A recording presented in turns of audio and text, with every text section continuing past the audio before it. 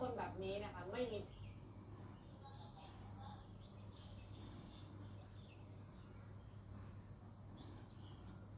อ่านรูปนี่เลยบอกเลยนะ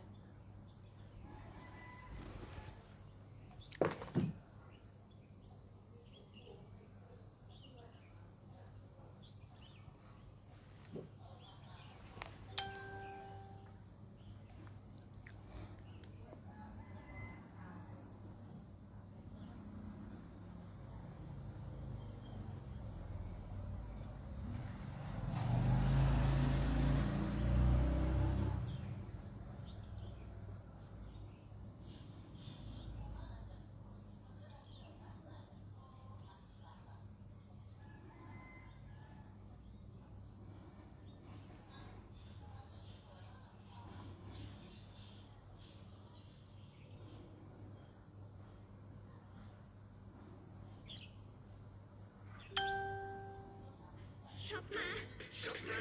แอป Lazada ดีลดีแถมยังส่งฟรีก็ถ้าหากเราไม่ดี เราก็อาจกลายเป็นคนเจ้าชู้หลอกคนนี้ให้รัก คนนั้นให้หลงสุดวันไหนนั่งหรือพี่น้องผู้ถ่อมยิงเสียงตราเขาผู้ก็ผู้คนผู้ออกผู้เรือนผู้ก็ผู้วันเพราะที่ไรอยู่ดีกินวันและเปลี่ยนเชื้อสารความเวนาของมันนั้นให้เขาไว้ตามสรีเมตตาศีลนาอย่างนี้หักเพียงดีหรือผีสางสะพุนตั้งสิ่งเสียวเดี๋ยวหลอดบันพื้นเจ็บกระดิ่งหลงชีวิตสุขแลน้ำตอนวันนี้มันในนั้นยออ่อนกันเข้าเกาย้อนสับเลี้ยงนี่ลองปลิงหลงปลิงกาป่าดีเสาอันว่านั้นก่อนปลิงกาปลิงอันว่าไหนความใจเขาบอกว่าอันที่อันกลางในยอพอเพื่อมันสร้างเกียรติเฮกลางวันเฮเขียนกูเบิ้งอันมีในตูนอกตูในเดินนอกเดินในวันนอกวันในเมืองนอกเมืองตีกว่าซื้อนั่นเองสร้างข้อว่าปลิงดาปลีในยอไว้กาเบิ้งซื้ออันในเฮ็ดพิษเมียนไว้กำนักโลหะเบิ้งเบิ้งหนัก1เลยเอาตายมี2เลยเอาตายปอ3เลยเอาตายเสียหันตา4เลยญาติสังขารป้าหนึ่งแหล่ป้าหนึ่งจองหนึ่งแหล่จองหนึ่งเตียบย้ายกัน5เลยเอาเรื่อง5เดือนต่อของซื้อนั่นเอง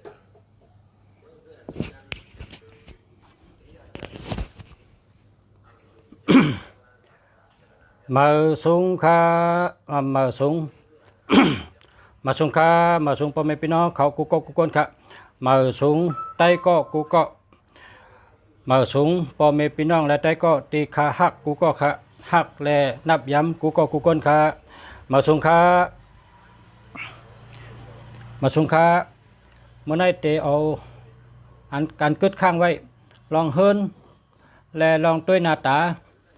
อันกึดข้างไว้มือซึนเฮก็ขึ้นมาสืบต่อแต่ใครเนลองต้วยหน้าตา ต้วยหน้าตาในพอเขาพอเป็นก้นใจพอกัดต้วยไม่ยิงพอเตะเอามาเฮ็ดเมก้นเตะเป็นจังหือไหนพอกัดต้วยไม่ยิงในเฮากัดต้วยตีเมเขาอะพอหันลูกสาวเฮากัดเฮ็ดก็เมพอหันลูกสาวเปิ้น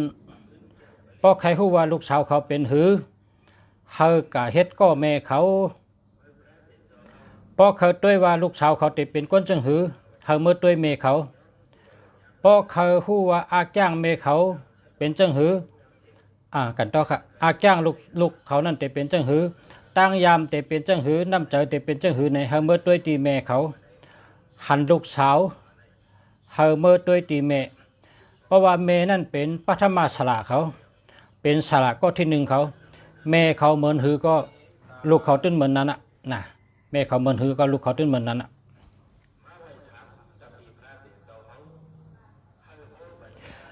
เพราะว่าใครฮู้ว่าไม่ยิ่งก็นั่นเหมือนหือไหนนะอาจ้างตั้งลาดตั้งจ๋าตั้งเฮ็ดตั้งช่างตั้งยามกูเมียวตัวเอาแม่มันแม่มันเหมือนหือก็ลูกเหมือนนั้น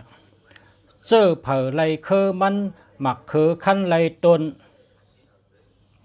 เงาลายก็ปลายหลังเงาแจ็ดจังก็ปลายจอนงอนกำเปิ่นสอนไว้เพราะใครฮู้ว่ามียิ่งหลีเป็นจังหือ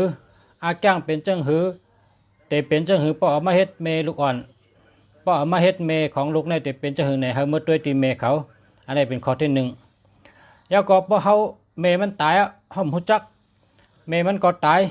พี่น้องมันก็มีคนก็ในเยอะมาเลยกามมันcáiบ่น่ะจึงโดยศพมันค่ะมียิ่งในป้อศพเยอะหลีค่ะป้อศพกวางหลีค่ะเพราะว่าก้นชบใหญ่ชบกวางในเป็นก้นหมักก้นมีหากินง่ายอ่ำตุกขะนำปัดหนึ่งให้ชบเขาใหญ่ไว้ก่อนเพราะชบใหญ่บอกว่าเป็นก้นหมักก้นมีหากินง่ายอ่ำตุกขะเนื้อจัดปานนั้นเพราะชบเล็กก็ตุกขะ เย้าก็สีชบอ่ำนาอ่ำวังสีชบวังนาก็ผ่านสีชบนาปนอะไรก็บ่เข้มก็เปว่ามันอย่างก็เฮิงบ่กึ่งน้ำกึ่งตัวพอตัวสีชบมันพอตัวบ่หูวางแลดเชลบ่หูวางแลดเชลพอจ้าบ่หูวางบ่หูยาวอันนั้นเป็นคนแลดเหตุการณ์ก็แลดเฮ็ดตั้งวนตั้งเต้นจ้าก็แลดนาการก็แลด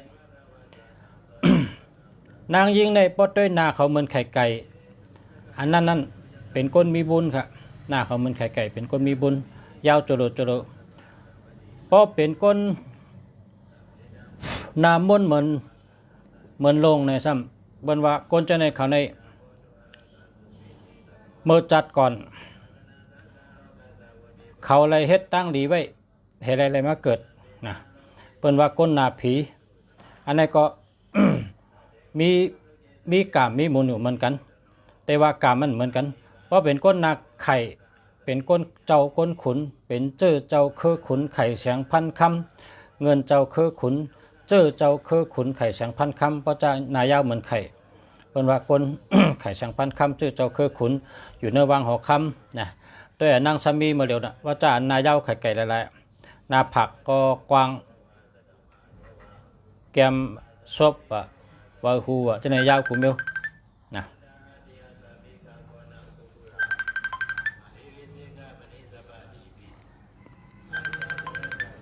แล้วถ่ายทอดสดอยู่ค่ะถ่ายทอดสดอยู่ค่ะ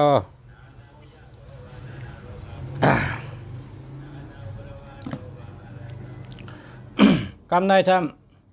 ำโดยหมักตา โดยหมักตาค่ะ เพราะหมักตาในหมักตา จึนใช้ไว้ หมักตาจึนใช้ไว้ปนไหนก้นก็ในตุกข้าละละค่ะเป็นก้นตีกรรมลีกุศลีเตะหมักตาจึนใช้ไว้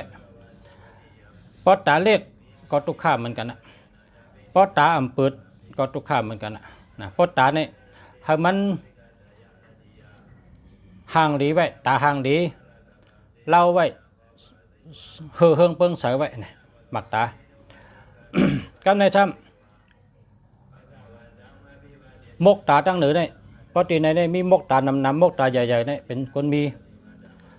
แล้วก็มียิ่งเนี่ยคนตาเฮาเฮิงเก๋เพราะจากคนตาคนตาเก๋อันนั้นเป็นคนมีนะมียิ่งเนี่ย เพราะจากคนตานำนั้นมีก้อยกะอันเมื่อเร็วได้เปิ้นกะเอาจักซักไว้คนตาเขาในต้วยแล้ว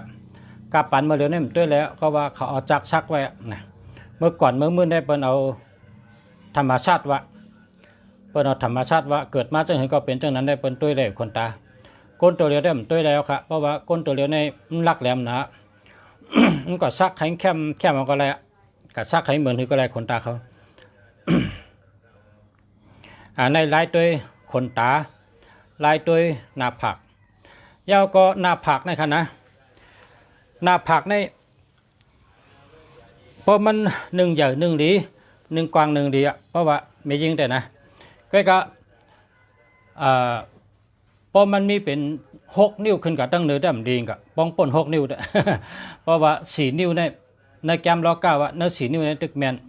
เอานิ้วผ่านิ้วมันมาใส่ไว้ 4 นิ้ว5 นิ้วในก็ริวนะ5 นิ้วก็ริวพอ6 นิ้วใน ก็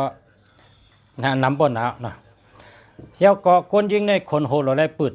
นะคนใจก็อยากคนยิงก็อยากคนโหเราได้เปิดด้วยเพราะว่าตาคนในมันมี3 ตาตาคนในมี3 ตาอันในเป็นห้องตาเนื้ออันเอาหันกันในตาเนื้อที่หน้าผากในเป็นห้องว่าตาขุนศิกยาตาญาณตาปิญญาตาสติปิญญาตาญาณปิญญานะตาขุนผีขุนช้างเนี่ยเป็นห้องว่าตาเนื้อกลางเนี่ยมีกูก็มี3 ตากูก็เปิดอ่ำเดียวคนโฮปิกนะเพราะไม่ยิงจ้านเอาคนโฮปิกนั่นกูสุกรรมคำลีดีใช่ก็เพราะจะเอาคนโฮปิกหน้าผักในมันดีใช่ก็ค่ะหน้าเฮินก็มลีตั้งหักก็มลีกูสุกรรมก็มลีเพราะว่าเขาปิกตาเขาไว้มันเป็นตาทอดตาเมียดตาเนื้อกลางนะครับนะตาเนื้อกลางเนี่ยเป็นตาทอดตาเมียด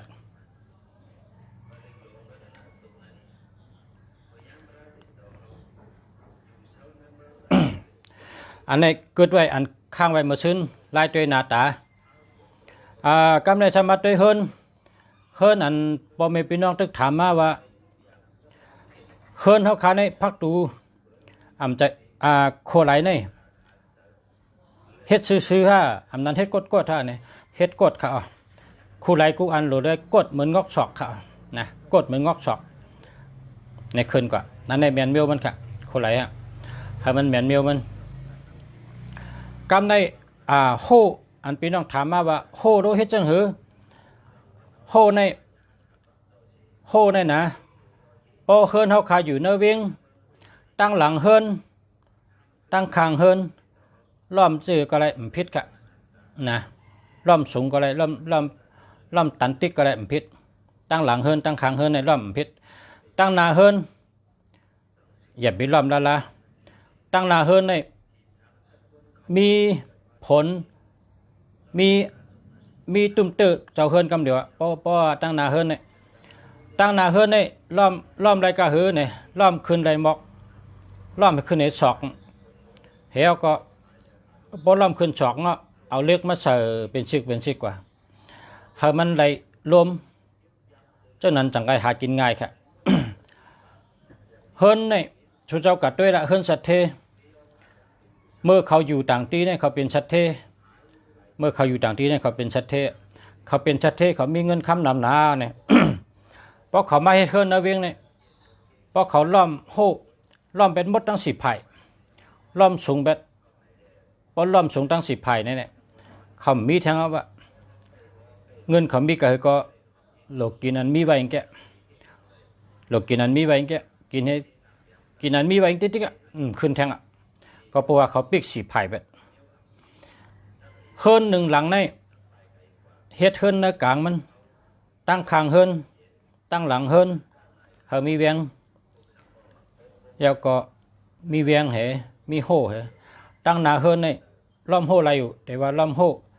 เฮิงได้หูลมล้อมโห่เฮิงมีหูลมตั้งหน้าเฮินอย่าไปล้อมตันติ๊กนะตันติ๊กปิงตะลิงเนี่ยอย่าไปเฮ็ดอะไรพอตั้งหน้าเฮินเฮ็ดตันติ๊กปิงตะลิงไว้ได้มีเฮินหลังนั้นพอเป็นเงินคำก็มันโตแทงเอาวะ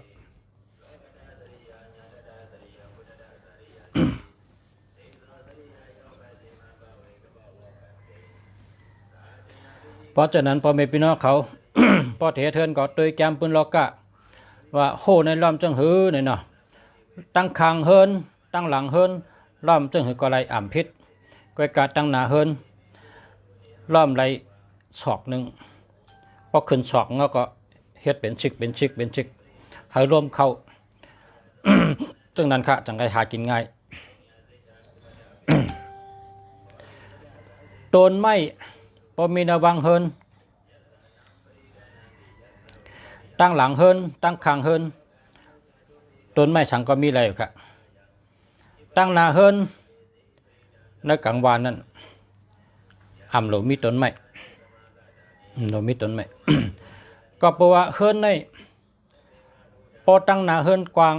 มีกลางวานเพราะนั่นจึงเปิ้นห้องว่าลาบหลีอันว่านั้นป่องว่าไล่ร่วมหลี กามเขในเป็นว่านกยุงอยู่หน้าเฮิรนอำนั้นก็นกหางสาอยู่หน้าเฮิรนนะว่านกหางสาตั้งนกยุงในก็เพราะว่ามีปีกมันวินจะไหนมันมีปีกมันใจร่วมให้วินก็เพราะฉะนั้นแหละหน้าเฮิรนเขามีกลางวัน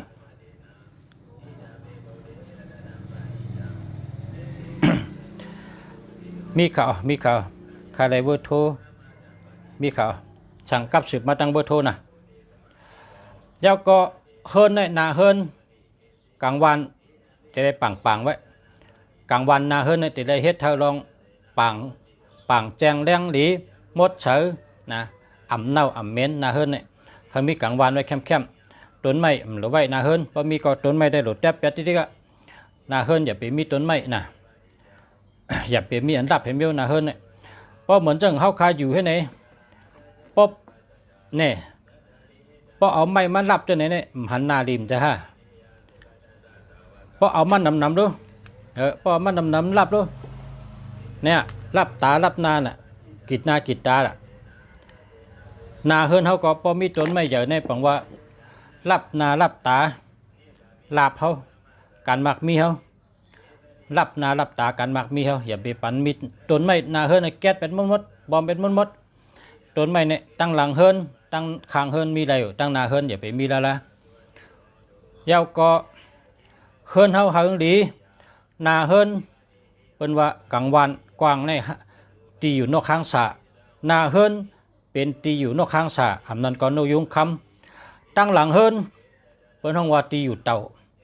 ตั้งหลังเฮิรนตีอยู่เต่าอันว่านั้นเต่าในบังว่าอาศักเย็นยาวนะอาศักเย็นยาวอาศักยาวหรือเป็นนลุมผ้า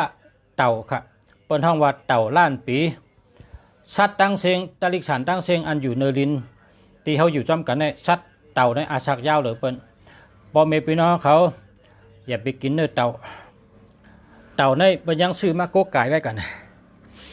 ห่างเต่าในซื้อมาโกไก่ไว้ตั้งหลังเฮิรนเป็นว่ามีเต่าตั้งหลังเฮิรนมีเต่าก็ปังว่านาเฮิรนมีลมตั้งหลังเฮิรนเขาในเฮิรนลมกว่าเข้าเฮิรนเขากว่าลมมันเข้าพักตูเขานั้นเฮิรนก็ออกตั้งหลังเฮิรนนะตั้งนาเฮิรนปังจึนเสือมดเสือกวางหลีตั้งหลังเฮิรนมีลมออกอะไรนะเป็นเฮิรนคนอันแมนเมียวมันนาเฮิรนมีนกข้างสาตั้งหลังเฮิรนมีเต่าภายไส้นะภายไส้เป็นห้องว่ามีเสือเผือกภายไส้มีเสือเผือกก็บอกว่าอำนาจบารมีเนี่ยรถเพศรถยานเนี่ยหากินหาย่ำเนี่ยภายไส้เฮิรนก็หึงแค่มองกว่าอย่าไปมียุกยักอย่าไปมีอันตีมันเฮ็ดเธอรับสึงรับงุ้มเนี่ยอย่าให้มีเฮิรนเขาเนี่ยเฮ็ดเข้มให้แรงไว้ภายขวามือเป็นห้องว่านักกาอันนั้นก็เฮ็ดไว้ให้มันมีแกะชะเลนะมีแกะชะเลเหมือนจังว่ามีอูมีพุงนะมีอันต้นไม้อันชื่อเสียงดีนะไม้อันมีชื่อเสียงดีเพราะเป็นเพราะเป็นก้นเนี่ยเพราะเป็นก้นในเป็นห้องว่าไอคำไอเงินจะในชื่อเสียงดีเป็นใกล้กับเอาของดีที่เขามานะสลาก็เพราะเป็นสลาอันชื่อเสียงดีเป็นมังกรละก้นในก็ก้นหาปลาก็เยอะก้นหาปลาก็เยอะเพราะชื่อเสียงดีเนี่ยเป็นกับเอาข้อสองที่มันมาเพราะก้นหาปลาป้องชื่อว่าลุงคำเนี่ยไอคำไอเงินเนี่ยเป็นกับย้อนชื่อแห่มันมาไว้หน้าพักตูค่ะแห่ไอเงินแห่ไอคำเนี่ยแห่มันใส่มันจะนั่นเป็นกับชื่อมากค่ะเพราะก้นชื่อเสียงอ่ำดีอย่าไปเฮ็ดก็ละชื่อเสียงอันม้วยนะชื่อเสียงอันม้วยว่าอันชื่อเสียงอ่ำเป็นมงคลเนี่ยอย่าไปเอาละนะตีก้นอันชื่อเสียงอ่ำดีชื่อเขาไว้เป็นต่างว่าชื่อเขามันดีนั่นอย่าไปเอาโคช่องที่เขามาไว้ในเฮิรนละมันแต่มาเฮ็ดให้ในเฮิรนเฮารู้นะไผ่ขวามือเพราะแต่เก่าไม่มาผูกไม่ในเปิ้นว่าไม่จมหึงนะไม่จมหึงไม่จมหึงไม่ฮักไม่จมหึงแล้วก็อย่าเอรู้นะ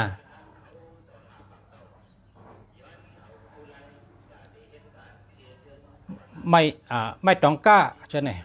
ไม่อันมีจื้อเสียงหลีนะ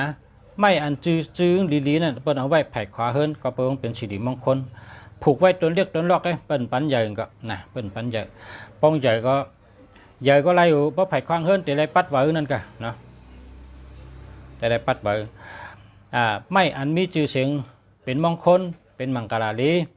นะตนเงินตนคำนะป๊อบมีนะตนไม่จังเหือเป็นห้องไม่เงินไม่คำนะเพราะเป็นเมืองไทยได้มีไม่ตนเงินเนี่ยหมายถึงขาวๆให้นะไม่ตนเงินหมายถึงขาวไม่ตนคำหมายถึงเหมือนคำเตะเขากล่าวมาผูกกันเนาะต้นสูงสุดก็เพียงอกนี่แกนะมีที่เมืองไทยเนี่ยไม่เงินไม่คำนะไม่เปิ้นจมนะก็มีเปิ้นจมนะไตเขาแต่ไม่จมหึงนั่นก็แต่เมืองไทยได้เขามีถังเบี้ยวไม่เป็นจมเนี่ยเป็นภาคของจมเนี่ยนะไม่อันมีจื่อเสียงดีนั่นน่ะไม่นี่ก็พอเขากะหันอันละห่างดีเนื้อเถินเขาเอามาผูกเขาละเขามาต่างจื้อเหรอก้อยมันอยู่ที่ก้นเขาก้อยมันเป็นหนามาปิ้งหยาบก้นเขาก็พอเกิดมาเป็นก้นใจเปิ้นก็ห้องใจคำใจเงินใจแสงใจเหลือนใจเหลาใจวันมันเป็นจื่อหลีนะพอจืมหลีอย่าไปต่างพอกวนใจก็เลยจืมหลีอย่าไปกล่าวมาอีหยังที่มันปันเนี่ยไปเอาให้เมียวมันเป็นมังกะละมันแต่เฮ็ดให้นาเฮิรนเฮาชุกชักปลายหมากมีเฮาลู่ซุมกวนก็เลยจือเสียงหลีอย่าไปเอามาของที่มันปันน่ะพอมันปันอีหยังเฮาอย่าไปเอามาที่เฮิรนพอเอาป้องปันก็หับเอาก็บาโกงตื่นน้ำเจอพอหัดจอมตังก็ถึง8แถวมันเป็นเมียวหลีน่ะพอกวนจือเสียงหลีนะอย่าไปเอามามีว่าแกมปืนลอกานี่นะแกมปืนลอกาอันว่านั้นมันเป็นมังกรที่ชอบก้นชอบกินพิษกินเกลือนะชอบกินพิษกินเกลือนะเปิ้นว่าก็เป็นเจ้านั้นนะชอบก้นเฮาเนี่ยลองสังกอยเพราะเฮาใกล้รัดนั่นเปลี่ยนมาจำหนังมันติจับยามาป้องจับยามาเนี่ยพอหึงเอาเป็นอาจ้างกะวัดก็เช่นนั้น หมอกค่ำตาล้ำนั่นก็ไรค่ะหมอกค่ำตาล้ำก็ได้ หมอกค่ำเมืองลังนั่นก็ดีหมอกค่ำนะหมอกค่ำก็ได้นะหมอกเงินเมีย หมอกเงินน้ำเนี่ยเมียเพอหันหูจักก็หมอกเงินน้ำหมอกค่ำน้ำนะตนไม่เมียวเหลอเบอมันแหลมปิลิดนะแต่อย่าเปียมาไว้นะเฮิรนน่ะมันเหมือนจังปลายหอกนั่นน่ะเพราะปลายแหลมเนาะเพราะปลายแหลมได้หลบผูกไม่อันเขาผูกให้ได้มันดีได้ไม่อันเหย่อไว้ลุ่มล่างไงแล้วก็เวิร์มนน่ะพอเวิร์มนเหี่ยวก็เวิร์เหมือนห้างโฮใจก็ได้เวิร์มนก็ได้แล้วก็พบผูกกันผูกง่ายลุ่มล่างไงเช่นนั้นน่ะเป็นไม่มังกรลีนะ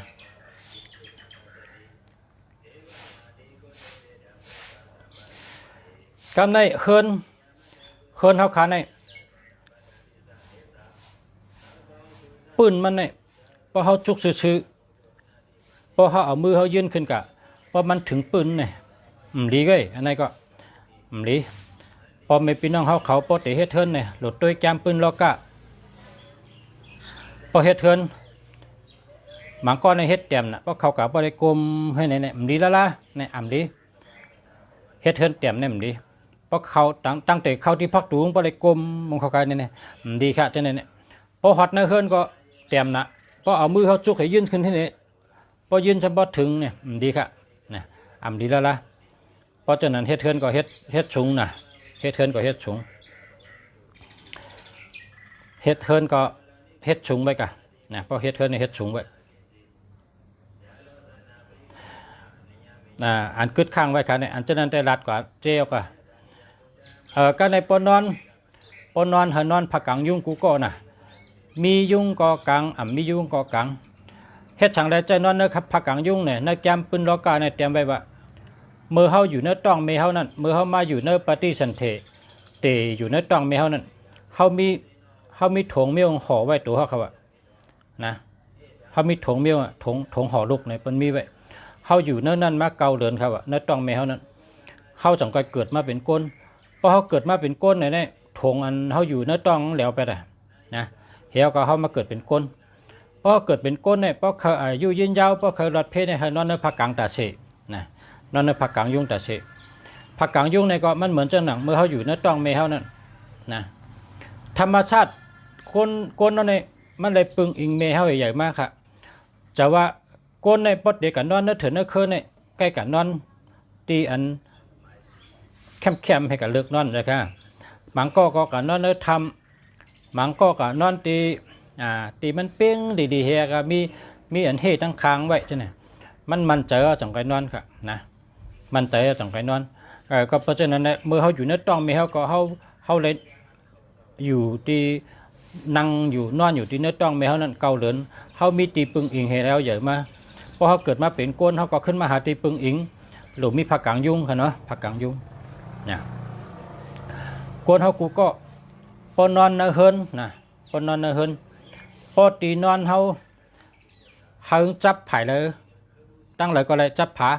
ตั้งโหงจับก็เลยตั้งคางจับก็เลยนะเดี๋ยวได้จับเพราะว่านอนในกลางเฮินตั้งเหนือก็จับตั้งตีนก็จับตั้งคางก็จับตั้งเลยก็จับเนี่ยทำดีแล้วละเป็นห้องว่านอนก้นตายวะนะพอนอนในกลางเฮินจนนั้นเนี่ยอาชักปอดเจ้าตายยาก็ปนอนเหรอเอาตีนออกพักตูอันนี้ก็อาชักปอดเจ้าตายนะนอนเอาตีนออกพักตูอาชักปอดเจ้าตายพอนอนเอาโหออกอันนี้ก็ตุกข้าผ่านขันเจอเช่มก้าเฮ็ดสังกอมแมนเปิ้นก้นเฮือนกอมฮักกันอ่ำถูกกันแมนกันนะนอนเอาโหออกกอมเลยนอนเอาตีนออกกอมเลยนะอันนี้สติกันกูก้นนะลองนอนในเฮือน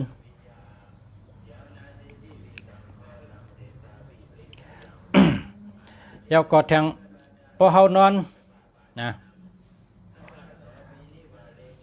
อย่าเฮามีอันเฮ็ดเฮาตกใจเนี่ยเมียวในเป็นหมันจำนะหมันจำในถ่องมาจูเมื่อเฮาตึกนอนรับชื่อที่นอนเท่านั้นหมันจำในถ่องไว้จังไหนเนี่ยอันนี้ก็ดีนะเพราะว่าเผลอเจอหมันจำก็พอเจอเอาในก็เอาปิ่นกัดต่างๆนะอย่าไปเอามาชื่อที่นอนเฮาล่าๆนะป้องชื่อที่นอนในก็ดีหมันจำเนี่ยนะ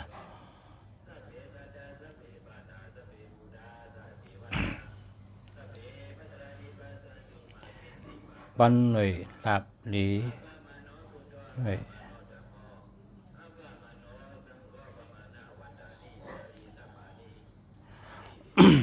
ไรค่ะพี่น้องที่ถามมาก็กับสืบมาตั้งพงนะบางเมียวก็ปอดัดนั่นในก็มันก็ปอแลบเนาะ ยอกก็ปอเขาขามีเฮินมีเยนะเขาขามีเฮินมีเยเขาขาหลุดเฮ็ดให้มันแมนเมียวมันนะเฮ็ดให้มันแมนเมียวมันเฮินเฮาขานั่นหลุดเฮ็ดให้มันแมนเมียวมันลองอยู่ลองเศร้าหอเฮาเฮินเฮานะนาเฮินให้มันแรงไว้ให้มันปางไว้นะพอเฮามี พอเฮาเลี้ยงปลาที่นาเฮินเฮานั่นเฮาใส่เอาไผ่ใส่ไว้บนห้องว่าออกซิเจนนั่นนะเพราะไผ่ใส่เนี่ยมันนำแต่เลือดไว้ตาเฉยจังได๋เพราะว่าน้ำในพอเฮาเลี้ยงปลาเนี่ยป้อนน้ำอ่ำต้งอ่ำดีละละน้ำในเพราะว่าน้ำอ่ำต้งบนห้องว่าน้ำตายในค่ะนี่น้ำในพอเฮาเอามาไว้นาเฮินเนี่ยหรือได้ต้งตาเฉยค่ะนะเพิ่นเอาไผ่ใส่เอาไผ่ผ้าใส่แล้วก็มันมีหมอตาอันค่ะมันเฮ็ดให้น้ำในเลือดตาเฉยเลือดไว้ตาเฉยฉะนั้นเพิ่นห้องออกซิเจนนำในปไว้นาเฮินนะไว้ไผ่ใช่มียิงหลับหลีไว้ไผ่ขวาคนใจหลับหลีเล่งปลาก็ไรอยู่นะเล่งไปก้อยกะนาเฮินในพอมีน้ำตกพอไหนแต่มันพอมันเข่าเฮินได้หลีพอมันกัดต่างได้หลีละนะพอเป็นน้ำตกได้หลีแต่ว่าพอใครมีน้ำตกในก็หลัวให้ตกเข่าเฮินนะให้เข่าเฮินได้หลีอย่าเปียวออกละก็ออกได้หลีนะ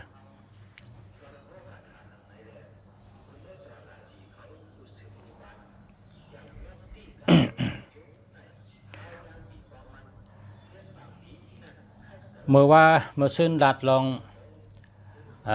ปอกห้องฮับแขกพอเขาพักตูเข้ามาเนี่ยเป็นห้องฮับแขกห้องที่1เนี่ยนะห้องฮับแขกเนี่ย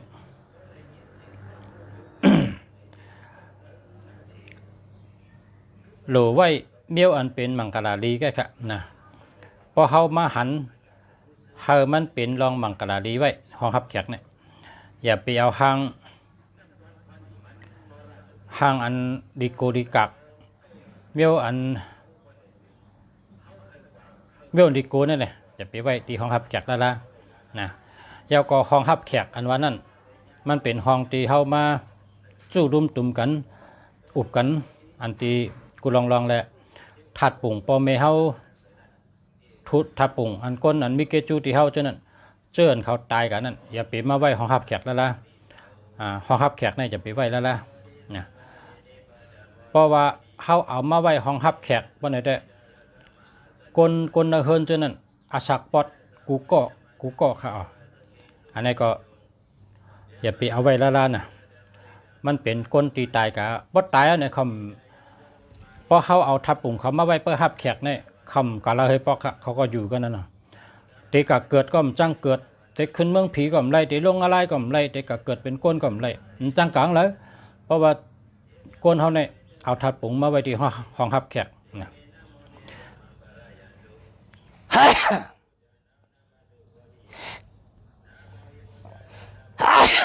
กันต่อค่ะห้องรับแขกในโหลไว้เมียวอันดีก็นะเมียวอันดีเมียวดีเหมือนจังที่เขารับแขกเขาในมีกระชื่อหมักไม้อันเป็นเฮ็ดเอาหมักไม้กุเมียวเนี่ยนะมาใส่หวานเฮ็ดตั้มไว้เนื้อเพลินอันที่เขารับแขกน่ะหมักไม้อันตูน่ะหมักแก้วมังกรหมักชมหมักหางก็แล้วที่มันหางดีเนี่ยเอามาใส่หวานไว้เมียวตั้มไว้ในตู้รับแขกนั่นเฮ็ดจังได๋กะมันเป็นหมักไม้กุเมียวเนี่ยมันเป็นลาบครับมันเป็นลาบเขาก็มาตั้มไว้เนื้อเพลินที่อันห้องเฮารับแขกนั่นครับแล้วก็ไว้น้ำกินแต่เล่งแขกเฮจะในไรอยู่นะกำในห้องรับแขกไอ้เจ้า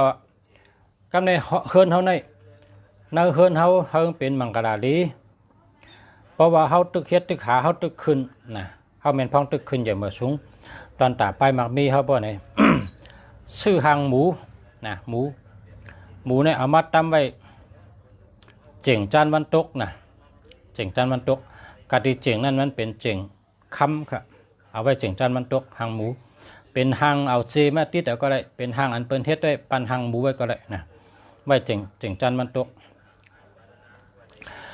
ยาก็พ่อแม่พี่น้องเขาปอติเฮ็ดเฮิรนเหมือนะปอติเฮ็ดเฮิรนเหมือปอติชื่อเฮิรนเหมือบ่ไหนจึงปอเลิกไรกะปอเฮ็ดไรเฮิรนนี่ไหวกับตั้งจานเนี่ยหลีที่1ค่ะเฮิรนอันไหวกับตั้งจานเนี่ยหลีที่1ก็บอกว่าเฮิรนอันไหวตั้งจานเนี่ยนาตั้งจานเนี่ยลมแห้งเหลือเปิ้นลมหลีเหลือเปิ้นลมลูกตั้งจานน่ะลูกตั้งจานกับตั้งห้องลมนะฮะนะมันเหมือนถึงสายน้ำเปิ้นว่าปลาอยู่ในน้ำหันน้ำก้นอยู่ในก้นอยู่ในลมหันลมบ่เฮาเฮ็ดเฮิรนเหมืออันนั้นเฮาก็ชื่อเฮิรนเหมือเนี่ยเฮิรนอันไหวตั้งจานเนี่ยหลีเหลือเปิ้น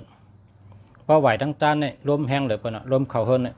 เฮิรนนั่นแต่หากินง่ายเหลือเปิ้นแต่มีเงินมีคำอยู่ดีกินหวานเหตุการณ์ขึ้นใหญ่มาสูงมากมี หากินง่ายเหลือเปิ้นเฮิรนอันไหวตั้งจานดีที่1นะตั้งจานดีที่1พอไหวตั้งห้องจ้ำลมเกะนะลมเกะลมน้ำก็ลมเนี่ยมันลุกตั้งจานให้ก่อนตั้งห้องเขาด้วยนะพอเฮิรนเหลือไหวตั้งห้องเนี่ยตั้งโต๊ะตั้งออกได้เปิ้นชูไหวครับนะเต็มชูไหวเพราะว่าแห้งแหลมใบเนี่ยเพราะว่านาตั้งออกเนี่ยเพราะนาตั้งออกเนี่ยเพราะไหวเนี่ยกลางวันเขาเฮิรนนะกลางวันเขาเฮิรนเด้อกลางวันเขาเฮิรนเนี่ยดีครับเลยในแกมเรากัดแกมว่าแหลดในป้อง2เขากงเฮิรนเนี่ย2เขากูวันเนี่ยนะเปิ้นปัน2เขาเพราะว่าเฮิรนเฮาไหวตั้งออกเพราะในเฮาโลหาอันปิกแหลดเอาผ้ามักกังเอาแผ่นมักกังแห้งปิกแหลดจะให้แหลดเขาเฮิรนไหวตั้งโต๊ะก็เหมือนกันนะตั้งโต๊ะก็แหลดเขาในก็เปิ้นไหวตั้งโต๊ะตั้งออกได้พอวางเลยไหวกะน้ำใจคือในก็เอาแผ่นมักกังนะหาแผ่นมักกังมือแหลดอย่าเฮิรน2เขาเฮิรนเท่านั้นนะแหลดนี่มันรีอยู่อันดีได้มันล่าง คาเจอวงเจอแมงตายแล้วก็ล่างเป็ดผีมดีตั้งเชิงก็ตายหมดของเขาเพิ่นก็ เพราะว่าแหลดช่องบ่ในอันตะโค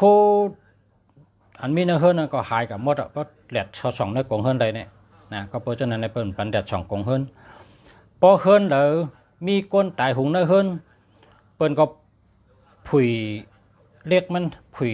ฆ่ามันเฮาแหลดในช่องโลงในกลางเฮิรนบ่เนี่ยนะก็เป็นผีตายหุงในปลายเป็ดหมดนะปลายเป็ดหมดรู้แล้วก็มันเด้อตายทั้งตายหุงทั้งนั่นน่ะแหลดในแห้งน่ะเพราะว่าแหลดในป้องเขาเฮิรนก็ปอยอก็เปิ้นขึ้นปีกขึ้นมุงขึ้นนี่กองล่างเป็ดหมดช่างว่าพักดูเฮาต่อแหลดเนี่ยเฮาก็โหลหาแผ่นกังเนาะอย่าให้แหลดทองเพราะแหลดทองใน เปิ้นมันว่ามันดีจำปืนล็อกกาว่ามันดีนั่นน่ะชูเจ้าก็นะชูเจ้าก็เจ้าหยันชัตตี้เฮด้วยจำเลยเฮิรนเดอเลยแหลดเข้าช่องกงเฮิรนเขาจ่องเขาชำจ้าหื้อนั่นน่ะนะด้วยทั้งก้วยล่ะนะอันแหลดเขากงเฮิรนเขานั่นนะ หรือหาแผ่นกังให้นะเฮิรนอันดีที่หนึ่งก็อันดีที่ชุดก็ไหวกับทั้งจานน่ะดีที่ชุดนะดีที่เนื้อพอไหวอะไรได้นะแล้วก็ก้นตายเนี่ยนะเฮิรนเดอพอเฮิรนหลังเลยก้นตาย2ก็เนื้อปีเดียวกันเนี่ยอย่าไปปั้นตายแทงนะพอก้นในพอตายกองนะเด้มันก็เฮ็ดก็อะไรก็กระป้องตาย2ก็ได้เป็นเนี่ยเฮ็ดกำเดียวเป็นโกงตายแทงพอเฮิรนเลยตายเอา2ก็เนี่ยเปิ้นก็เอาดินเหนียวดินเนื้อหน้าเนี่ยปั่นเป็นหางก้นมานะปั่นเป็นทางก้นเห็นมาใส่กับเนื้อกล่อมก้นตายก็นั่นเปิ้นว่าอย่าไปมาเอาแทงหน้าตัวมีเจอเนี่ยอย่าไปมาเอาเชิญตัวมีเจอกับเฮิรนเนี่ยเปิ้นดูกินดูอย่าไปมาเอาแทงชูเอากะอันที่มีเจอเนี่ยนะเอากะนั่นก็ป้อเนี่ยเปิ้นก็เอาดินเนื้อหน้าเนี่ยมาปั่นให้ทางก้นเนี่ยนะใส่กับจอมกล่อมก้นตายก็นั่นอันนี้พอเฮิรนเลยตาย2ก้อนเนี่ยเฮ็ดกำเดียวป้อมเฮ็ดในมังเฮิรนในเด็ดตาย3ก็4ก็เห็นตายกะติ๊กๆป้อมเฮ็ดมังเฮิรนมันผิดหรอกกะเขาเอาดินเนื้อหน้าปั่นเป็นก้นให้ก็ลาดจือลาดเฉียงก้นว่าเจานั้นน่ะก้นอันมีเจอในเต็มเลยมาเอาแทงนะก้นอันเจอมีเจอในเต็มเลยมาเอาแทงเอากะก้นอันที่มีเจอในก็ป้อนะว่านี่เอาใส่กันนั่นอันนี้ก็เป็นใส่กว่าเฮงป่นให้ลองตายน้ำนั่นนะ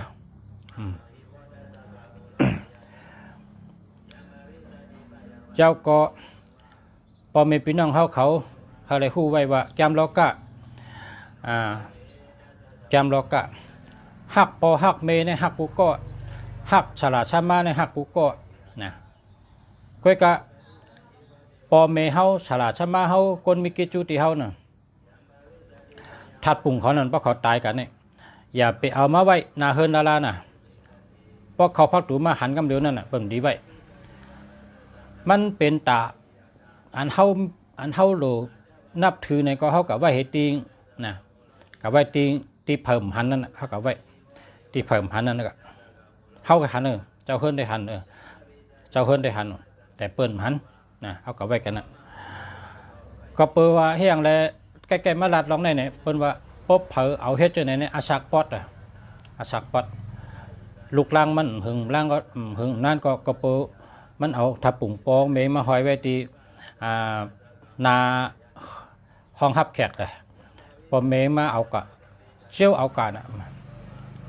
หึงนั่นก็ตายกะติ๊กๆเนี่ยว่าในอาชักปอดนะพอมีอะไรอยู่เอากะไว้ห้างก๋วยติงนะอย่าไปไว้ที่ห้องฮับแขกนาเฮิรนอย่าไปไว้แล้วล่ะเอาไว้เลยล่ะเนี่ยพอเฮิรนจัน2จัน3เอามือไว้จัน3จัน4จัน5จัน6จัน7จัน8ตัวเนี่ยเอาไว้สูงๆเลยนะเพิ่มหันแขกมันขึ้นกว่าทั้งปุ่นแขกในมาจันหนึ่งเลยนะพอมีคนหลายจันก็ไว้ตั้งเหนือปุ่นเลยอย่าไปไว้จันแตกนะเอามือไว้จัน2จัน3จัน4จัน5จัน6จัน8ปุ่นเอาไว้สูงๆนะถ้าปุ่งประเมนอย่าไปไว้จันหนึ่งแล้วล่ะพอจันหนึ่งในพอแขกมากก็เลยหันนะแขกมากก็เลยหันมันเหมือนเจ้าผีเพื่อครับแขกกวนนะเนาะผีตายนั่นน่ะมันได้กว่าแล้วก็เกิดก้อมไรเพราะว่าถ้าผมมีเวทหรือฮับแขกนะในก็เฮาฮู้ไว้เนี่ยแกมล็อกกะ แทงเมลหนึ่ง พอมีพี่น้องเขาแต่ก็เขาหลุดเลยฮู้เต้ๆใครเป็นหลุบไผก็เป็นน่ะหลุบเนี่ยอย่าเปียมาไว้ที่เฮิรนละน่ะหลุบปอหลุบเมก็เยาหลุบเปิ้นก็เยาน่ะหลุบคนตายเนี่ยอย่าเปียมาไว้ในเฮิรนละเปิ้นพอมีไว้ก็เอากลับไว้ในซิมเอากลับไว้ในวางกองมูเอากลับไว้ในจ้องน่ะหลุบในเปิ้นหรือไว้ที่เฮิรนหลุบคนตายนั่นคำพ้องว่านับถือกันเพราะเปิ้นตายในก็เก็บหลุบมาไว้กับเฮิรนนั่นมันดีเฮ็ดละอันนี้แกมลอกาเปิ้นหามเปิ้นแกมลอกาในพิษน่ะพิษเต้ๆกำเดียวนะหลุบนะหลุบเพราะเปิ้นกับเผาเฮียเอาหลุบนั่นเอาหลุบเอาเตามานั่นดีเฮ็ดละน่ะเอาเมื่อก็เฮิรนดี เขากับไว้ที่จ้องนะเก็บกับไว้ที่จ้องพอเผมีก็เอากับไว้ที่จ้องเอากับไว้จอมกองมูก็เลยเอากับไว้จอมโฮซิมก็เลยนะจนนั่นน่ะเขาเลยกุศลเป็นตีเปิ้นใบอันกัดเย็นๆนะอย่าเปียวไว้ในเฮิรนละในเฮิรนในด้านอย่าเปียวมาไว้ละนะมันวิญญาณคำจังกะเลยเกิดก่อมไรก็เกิดก่อมไรขึ้นเมืองผีก่อมไรขึ้นเมืองอะไรก่อมไรนะเพราะว่าเรามาอยู่กันนั่นน่ะนะตัวรายการตั้งไรก่อมรายการให้เมียวนะ กำในช่ำลิกล้อกาเผบด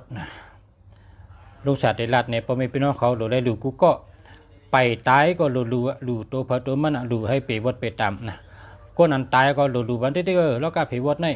ก็เพราะว่าเนื้อลิกนั่นลุงเสียห่อชุดเอาวะนะมันมีก้นกองวะตายเหี่ยวก็กะอยู่ในป่าเหี่ยวก็นิกปานก็ไม่ขึ้นเมืองอะไรก็ไม่ลงเมืองก้นก็ไม่เกิดวะตายเหี่ยวก็อยู่ในป่าเหี่ยวนั่นวายมาจำออกคนออกคนทั้งตัวพอเปิ้นก่อนเล่งกองเลยกินนั่นน่ะไปกินที่ป่าเหี่ยวนั่นน่ะอยู่จำป่าเหี่ยวกินจำป่าเหี่ยวที่เดียวการในมันเกิดให้ปอกเนี่ยวะจังมันลัดว่าอันลุกล่างอันมีตังเฮิรนนั่นพี่น้องเจ้านั่นให้เขาหลู่ตั้นดิกแล้วกับผีวัดมันเกาลูเกาเนี่ยเมืองอะไรก่อมไรลงเมืองผีก่อมไรขึ้นเมืองก้นก่อมไรมือเป็นผีอยู่ที่ป่าเหี่ยวที่ให้เขาหลู่ลิกบรรลุเนี่ยการในมันกับเข้าพันไผ่ก็เพิ่มยุ่มกับเข้าพันไผ่ก็เพิ่มยุ่มมันกับเข้าพันเปิ้นจะเปิ้นเมื่อลัดมันวะเมื่อลัดมันลุกล่างเกาลูให้เขากระดูมันแล้วกับผีวัดลูเขาเนี่ยมันได้เกิดเมืองอะไรก่อมไรลงเมืองผีก่อมไรขึ้นเมืองก้นก่อมไรมาเป็นผีมีที่ป่าเหี่ยวคนออกบ่ยาวเต็มตัวนี่วะเฮเปิ้นเอาเมื่อลัดปันวะเมื่อลัดปันลุกล่างสู้กับลูปันดิกแล้วกับผีวัดได้เนี่ยวะไปได้เกิดว่าพ่อชูเมชูไนไปเกิดนึงเมืองดิกป่านก่อมไรขึ้นเมืองอะไรก็ความไรเมืองก้นก็ม่ามไรว่ากับลูต้านปะแน่นะคำนี้เขาซ้ำจังกัดถามเมื่อนั้นเนี่ยเมื่อปานแพทย์เป็นเจ้าในเป็นกัดถามแพทย์เป็นเจ้าจ้องเจอเต้ค่ะพระเป็นเจ้าตายเอาเกิดก่อมไรเมืองอะไรก่อมลงเมืองผีก่อมขึ้นเมืองก้นก่อมมาอะไรเนี่ยจ้องเจอเต้ห้าเนี่ยเป็นกัดถามแพทย์จะว่าเจอเต้ให้เป็นแต้มดิกล้อกับผีวัดเทเลลูต้านปันแลนะการให้เปิ้นก็แต้มดิกล้อกาเผบวดให้กับลูต้านที่แพนเจ้าเฮหยัดนำปันเนี่ยเขาก็เลยขึ้นเมื่อจากเมืองพินิกปานว่ะเพิงได้ขึ้นเมื่อจากเมืองพินิกปานในมันจอนั่นน่ะมันจอเมืองพินิกปานในจอโคเลงก็หังหลีตั้งกินก็ป้าเปียวเต็มทนกูเมียวจอนะครับมันนำสั่งมาว่ะคุณชิกยาเมืองก้นเมืองลาดบันอันก้นเมืองก้นเนี่ยว่ะคนในเมืองโกในตึกกึดนำนาอันตึกขามบดในให้เขาหลูกูก็นี่ลิกล้อกาผีวัดในให้เขาหลูกูก็หลูกูยิ่งกูใจไปตายก็หลูแว่ว่ากูสูงใหญ่นะคุณชิกาลงมือลาดปันนี่แน่ใจคุณชิกาลงมือเมืองโกนคุณชิกาก็ขึ้นมือเมื่อลาดดุร่างว่าบ่เมชูในกะจอนะวะกะจอนะกะอยู่เมืองนิกปานเนี่ยโคเลงก็หางหลีตั้งกินก็ว่าเปียวเต็มทนกูเมียวเกี่ยวนะเปียวนะสั่งคุณชิกยามาลาดปันวันนี้ชูกับเจ้าคนเมืองดูลิกแล้วก็เผวัดกูก็แล้วเนี่ยวะ วันนั้นมาสั่งจังไหนเฮ็ดเถน่าเนี่ยการในเขาซ้ำขึ้นกับล่องช้อมแพนเจ้าอะกับล่องช้อมแพนเจ้ากับถามแพนเจ้าว่าจ้องเจอเต้ค่ะพระเป็นเจ้ามีคนเท่าก็มาลาดว่าคนในเมืองคนในเฮดูลิกแล้วก็เผวัดกูก็ว่าเจียมยิ่งเจียมใจเฮดูลิกแล้วก็เผวัดว่าไปตายก็เฮดูตายก็เฮดูปันว่าจ้องเจอเนี่ยกัดย้อนต้องตามแพ้เจ้าอ่ะเมื่อนั้น แผ่นเจ้าว่าเจอลูเล็กในกูสูงใหญ่นะลูเล็กดูทำในตลาดเจ้าในมันแมดนะตั้งลูกูเมียวในพอได้ลูเล็กทำในแมดเลยเปิ้นนะเถิกดีลูเต้ๆพอเป็นตลาดเล็กทำในลูได้ลูกูเมียวขยาวนะก็กะเรากับเพวดได้รัดแหละตึ้งดูได้ลูเต้ๆนะเดือเสียเรากับเพวดก็ลูได้ลูค่ะลูเต้ๆว่าจังนั้นน่ะกันได้เลยฮู้ข่าวที่แผ่นเจ้ารัดมาให้ก็เขาขึ้นมาประกาศในเมืองกลเมื่อปานแผ่นเจ้าขึ้นมาประกาศกลหู้กลลงเขาขึ้นมารัดกันว่าพร้อมกันเตรียมไหมเฮาจะได้เขาเตรียมลิกแล้วก็เพวดได้เฮาก็ได้ปูจ่อเฮาก็ได้ชื่อเฮาได้ต้านเฮาได้ลูเปิ้นดูลิกก็ล็อกกับเพวดมาจังมีมาปืนต่อเร็วอันนี้ลิกล็อกกับเพวดได้ลูที่ลิกน่ะดูไว้อำไปตายก็ดูได้น่ะจำชื่อเฮ้ยก็ดูต้านมีวดจัดก่อนก็เฮาเปเสกำมีวดจัดในก็เฮาเปเสกำอันใดตั้งใจเฮ็ดก็เย้าอันอำใดตั้งใจเฮ็ดก็เย้าอันใดฮู้เสเฮ็ดก็เย้าอันอำใดฮู้เสเฮ็ดก็เย้า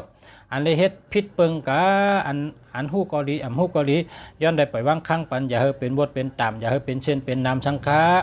บทกายกรรมวจีกรรมมโนกรรมตัวเฮ็ดชอบว่าใจกรรมอันใดตัวเฮ็ดและสังอันใดลัดชอบเฮ็ดและสัง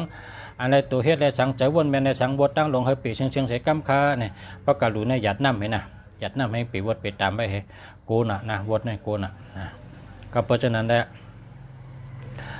บทอันว่านั้นก็รู้ได้ดูได้ตันเลยเปวดไปตามกันนะกูคนเปวดไปตามเฮอย่าให้มีวดมีตามสังเนาะลองเขาอยู่เช่าเนื้อแล้วก็คำพองว่าหักปอหักเมนอะไรเอาหลุดปมเมนมาไว้ที่แข็งแพ้นั้นมันจะเมียวมันนะกูเป็นวดเป็นตามเมืองผีก็ข่มได้ขึ้นเมืองอะไรก็ได้ลงเมืองกลก็มาอะไรโกงเป็นอยู่จังมีพอมีก็เอากระดูกจ้องให้ลูกปอสูลูกเมสูดันเอากระเฉยน้ำอ้อมเข้มกะไว้ในวางจ้องกะไว้ตีดีๆงามๆกะไว้ปันดีๆในวางกองมูก็เลยในวางจ้องก็เลยกระดูกกระตันอย่าเปียไว้ตีเฮิรนละอันนี้เป็นลองดูลองตันเขาว่าเฮ็ดอยู่ในล้อกะเฮิงแมนจำทุ่งจำล้อกะอย่าเฮิงพิษล้อกะเนาะหนังฮือเตอยู่ดีกินหวานหนังฮือเตขึ้นอย่าเฮิงคนเฮาขาในมันจะว่าเมียวเหลวไงเตเป็นชัดเทในเปิ้นว่าได้ใจว่าแต่ว่าเฮาขาไล่เฮ็ดมันดูเป็นหลายเมียวไล่เฮ็ดมันดูหลายเมียวมันเหมือนหนังมียิงในเพราะเขาหุงพักในนางยิงกูก็ในเป็นแฉวุ่นแฉมากกูก็นะนางยิงกูก็ในกัดแขนกูก็ภาษาว่าได้ภาษาเมืองรีว่านับยำแต่คนจริงเนี่ยนับยำกูก็เขามาเฮ็ดพักหวานค่ะนะพักในเสือน้ำมันอีกนึงเสือหมักพริกอีกนึงเสือเกลืออีกนึงถั่วเน่าอีกนึงมิ้นอีกนึงมะเขือส้มอีกนึงพักมีพักกี้ทั้งอีกนึงอย่างไรป้าพักหวานกูวันเขาเป็นแฉวุ่นค่ะนั่นเขาเป็นแฉวุ่นค่ะนั่นเขาเป็นแฉมากค่ะนั่นแฉวุ่นก็เป็นเขาแฉมากก็เป็นเขามีจริงเนี่ยคนเฮาเนื้อเฮิร์เนี่ยตีอยู่ลีห้าอ่ำอยู่ลีตีมีแห้งห้าอ่ำมีแห้งมันอยู่ที่แฉมากนั่นนะเพราะแฉมากเฮ็ดพักหวานเฮ็ดพักหวานแล้วก็แมนมิวมันปนไหนแต่คนเนื้อเฮิร์นั่นแหละไรมีแฉมากลีก็แฉมากหงพักเล่งเขากูว่านะเมย์เฮานั่นมียิ่งนั่นมียิ่งกูก็นั่นเป็นแฉมากกูก็เพราะเขาหุงหมักพิษจ้องกือจ้องถั่วเน่าจ้องมิ้นจ้องไอแหงจ้องเนี่ยเขาโมเฮ็ดเขาโมเฮ็ดเขาฟูไล่เฮ็ดพักหวานเนี่ยพอเขาอะไรกินพักหวานเพราะไหนเขาก็กินข้าวหวานพอกินข้าวหวานก็มีแห้งพอมีแห้งก็อยู่ดีกินหวานในขณะเนาะก็เพราะฉะนั้นแฉมาเนี่ยเป็นเมยิ่งเนี่ยเป็นแฉมากูก็เพราะว่าแฉมาในเฮือนเฮานั่นเมยิ่งเนี่ยเมยิ่งกูก็เนี่ยถ้านับยำกูก็เป็นเมกลสืบเจอสายเคยกลเจ็มก้นแก่ก้นแก่เจ็มก้นดีก้นดีเจ็มก้นยาหันสังขามาถึงก้นใหญ่ก้นหลงมาถึงก้นอ่อนก้นอีเจตุวันไปจากหูนะอยู่ที่เมยิงมากูก่อนเขาจะนั้นเมยิงในเกจูใหญ่ชุดเมยิงในยัตนาเจ็ดป้าในเมยิงในเป็นที่หนึ่งเป็นวันนั้นกำมันได้วันนั้นยัตนาเจ็ดป้าในเมยิงเป็นที่หนึ่งเนี่ยนะเมยิงในเขาหงของพักเต็งเฮานั่นเนาะในก็ลองอยู่ดีกินหวานเนื้อเฮิร์นเฮาอีสังก็จะเฮาหลูหมอลัดต่อกันเฮาหลูหมออุบกันหมอตึงปังกันหมออุบโอกันพอเฮาเตะเฮ็ดพักสังในก็ตึงปังกันอุบกันในอันแฉมาหุงพักกองเตะเต้นจ้าใส่อันเมียวอันเดียนหวานปันเฮานะอันเมียวเลยตีหวานเมียวเลยตีกินหวานเมียวเลยกินเอามีอายุยืนยาวเมียวเลยกินเอาก็มีแห้งเนี่ยมันตัวจินจ้าปันเฮากินพร้อมกันลัดต่อกันดีๆอุบกันดีๆลัดต่อแฉมาเขาดีๆ ลัดต่อเสียมาเนื้อเฮิรนนั่นน่ะลัดต่อลีกูก็กูก้นน่ะให้เขาเฮ็ดเรื่องเขาดีพักหวานอายุยืนยาวเลยกูก็เนาะ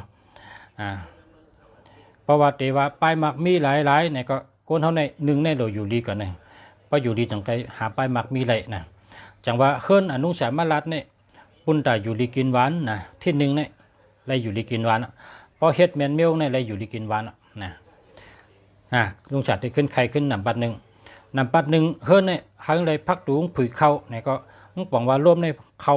นะเพราะผุยกลางนาผุยพักตูในร่วมในเข้ากับล่างเป็ดอันตูอันเมียนเฮิรนนั่นไอตูไอเมียนนั่นล่างเป็ดหมดนะรวมในลูกตั้งนาเฮิรนเข้ากว่าเมื่อถึงออกตั้งหลังเฮิรนมีพักตูกับมีปัดแต้งว่าเจ้าในดีนะมันเดี๋ยวให้รวมในติออกกับตั้งหลังนั่นน่ะเนาะลูกตั้งนาเข้าออกกับตั้งหลังรวมเด็ดล่างเป็ดหมดกำได้ทางชมบนห้องทางพายเนาะทางพายหลวงเฮาเตรียมลงอันว่านั้นลุงฉาลัดนี่ว่านำในปองลูกตีนาเฮิรนไหลเข้าใน